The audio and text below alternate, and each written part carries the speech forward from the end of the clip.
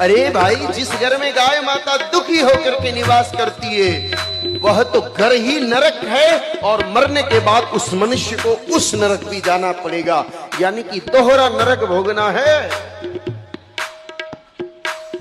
जिस घर में गौ दुखी है, इसलिए सावधान रहना है, सबको सावधान रहना है। गौशाला चलाने वालों को भी सावधान रहना है।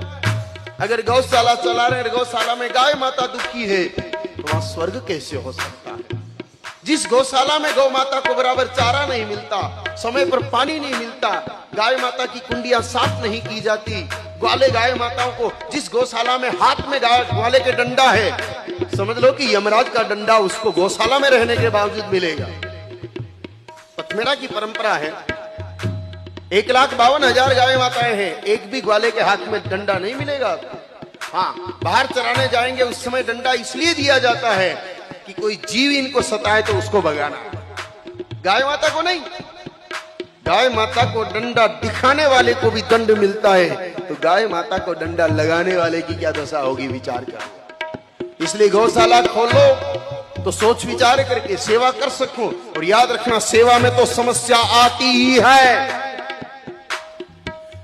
सेवा, कोई कह दे साहब समस्या बहुत आती है इसलिए सेवा नहीं हो रही है, तो सेवा में कोई लड्डू पेड़ा थोड़ी मिलता है।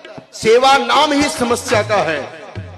सेवा वही कर सकता है जिसके जीवन में समस्या से जूझने का जज्बा हो, बाकी सेवा थोड़ी होती है भैया। अगर सेवा समस्याओं से नहीं जूझना है तो रेस्टोरेंट खोल लो, चोरी पकौड़ी बेचो। अगर गौ सेवा के क्षेत्र में आना है तो पहले ही तैयारी कर लो, 1000 तरह की समस्या आएगी। भूखा भी रहना पड़ेगा, कभी कभी प्यासा भी रहना पड़ेगा, लोगों की गालियां भी सुननी पड़ेगी, लोग आरोप भी लगाएंगे। आप कहोगे कि गौ सेवा करने वाले को भूखा प्यासा क्यों रहना पड़ेगा?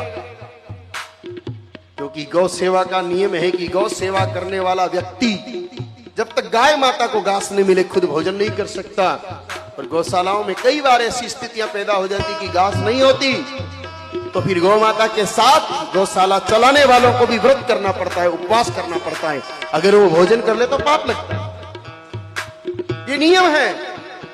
कई जगह देखा साहब, ऑफिस बड़े सुंदर है, गौ माताओं के बांधने के लिए ढंग की जगह नहीं है, दरवाजा इतना भव्य है, अंदर गौ माताएं सूख रही है, नाम बड़े हैं, फोटो बड़े बड़े लगे हुए हैं लोगों के, और गौ माताएं ऐसे धक्के खा रही है।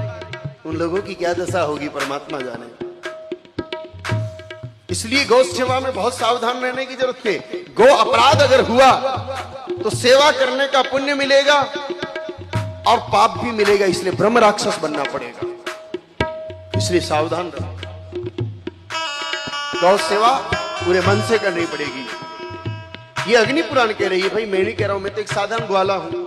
मैंने पहले ही दिन कह दिया, मैं कोई महात्मा नहीं हूं, कोई साधु संत नहीं हूं, कोई सन्यासी नहीं हूं।